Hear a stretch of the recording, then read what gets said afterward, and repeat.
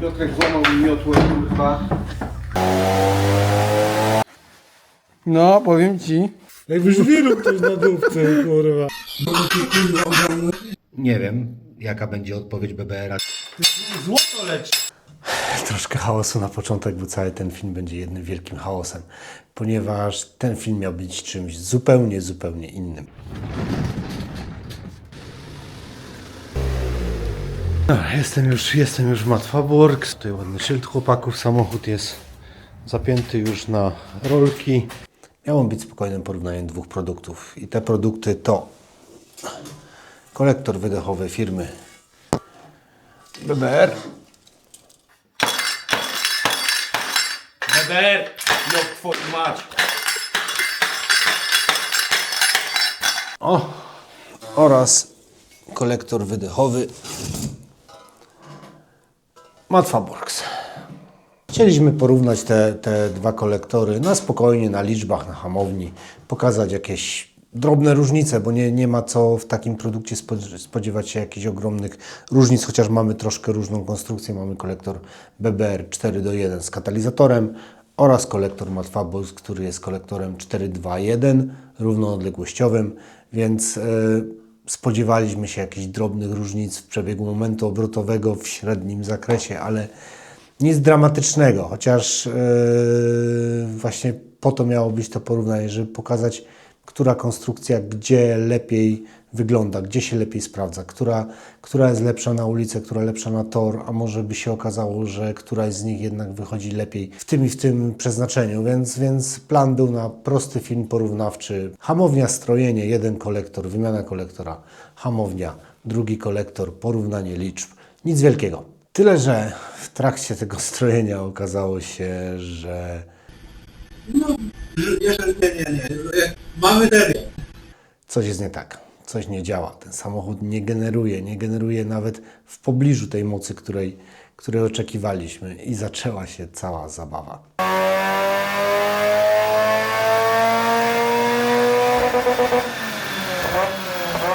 W ogóle geneza, skąd wziął się BBR w tym samochodzie? BBR w tym samochodzie wziął się, ponieważ klient zakupił go sobie sam.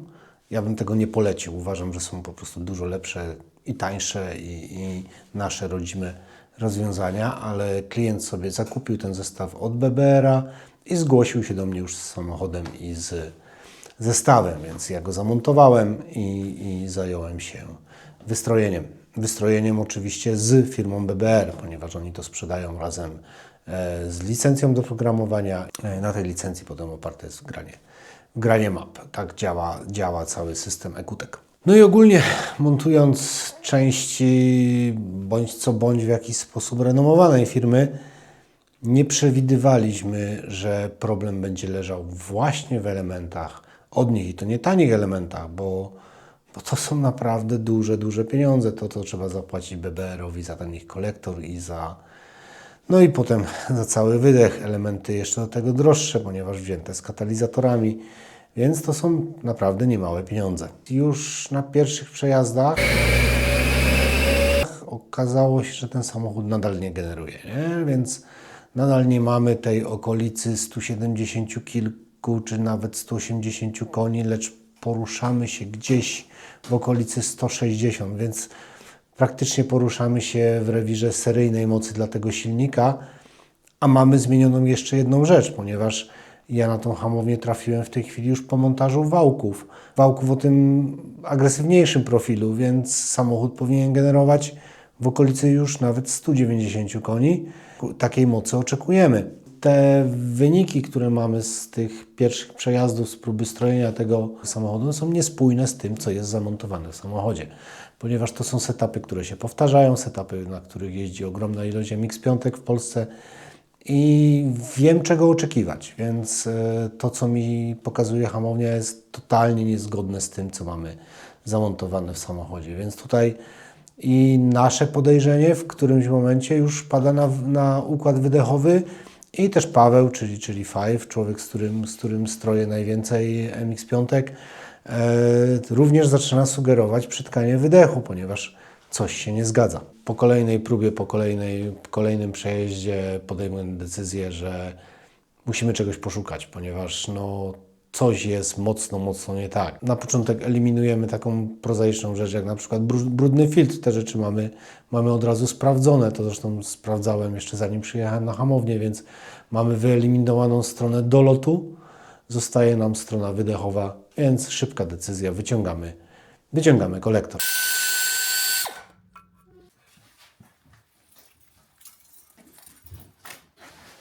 No, powiem Ci.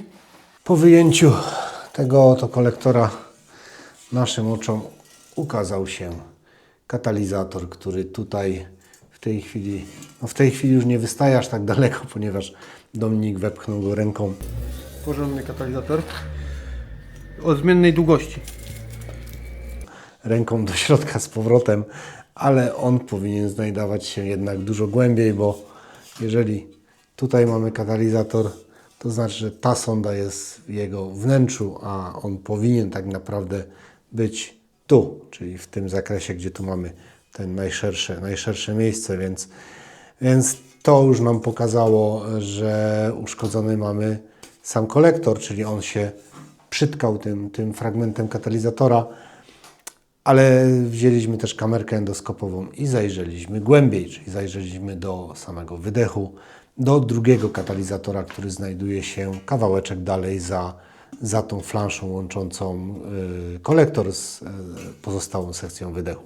Więc tutaj dosłownie może 40 cm dalej znajduje się kolejny katalizator. I ten katalizator wewnątrz wyglądał tak. O kurwa. Dobry śmietnik tam leży. Czekaj. No trzeba by to... Wygadałem ktoś kurwa... Jakby żwiru ktoś na dupce, kurwa. W tym momencie nie zostało nam już nic innego, jak po prostu wyjąć cały wydech, przeciąć katalizator w połowie jego długości, wybić te elementy wewnątrz. Zjebałeś mi miotłę. O, palec sobie odjebałem.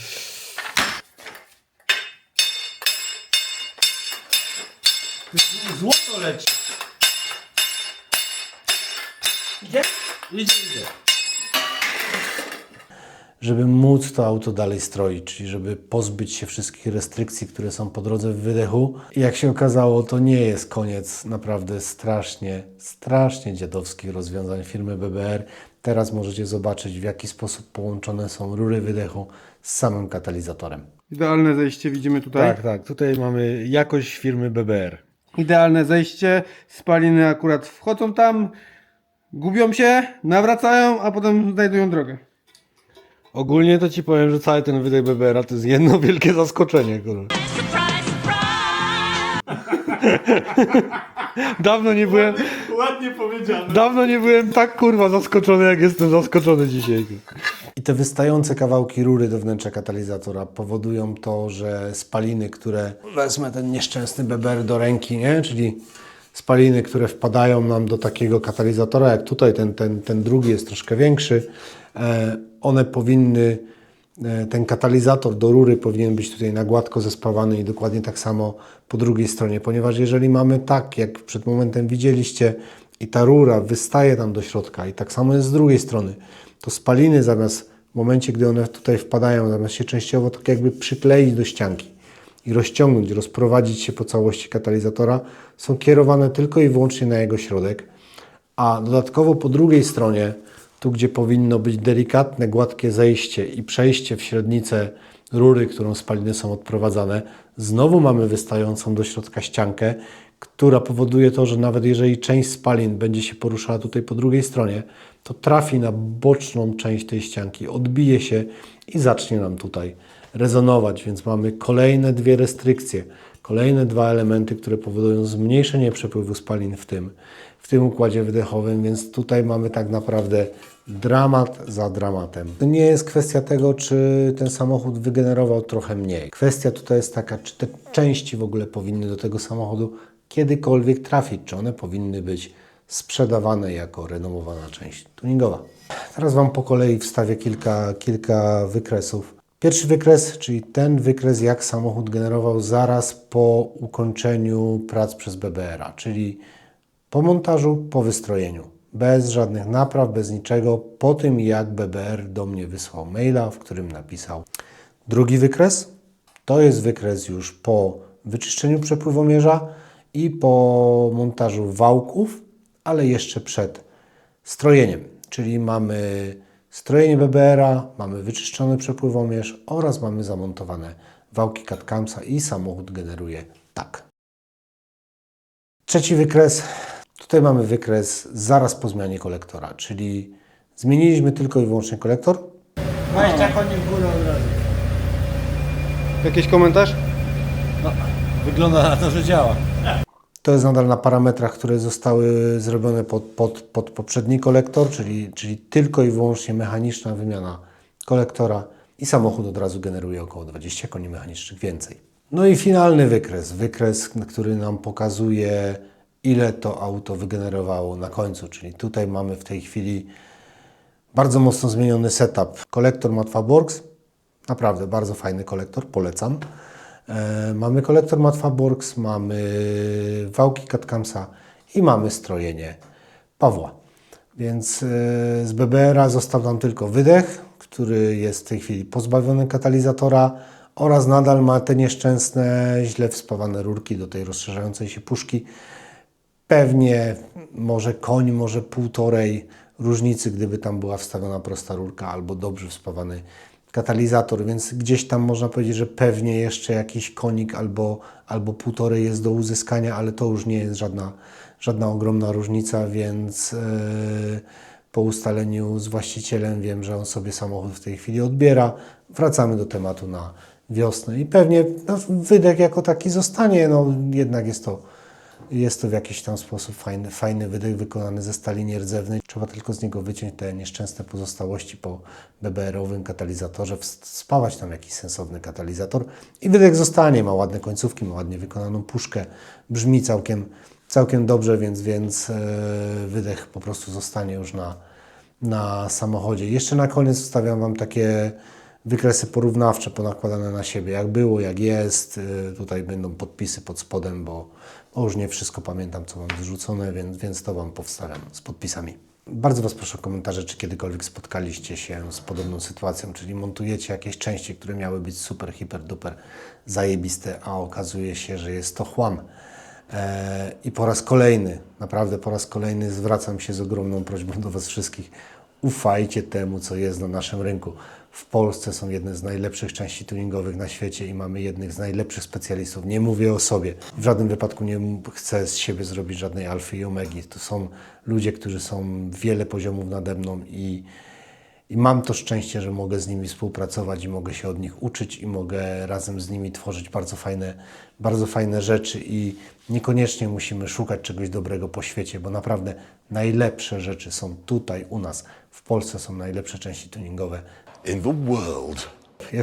Jeszcze jedna, w sumie bardzo ważna rzecz, bo dzięki temu całemu zamieszaniu udało mi się chłopaków z Matfaborgs namówić na to, żeby zrobili na te swoje kolektory promocję.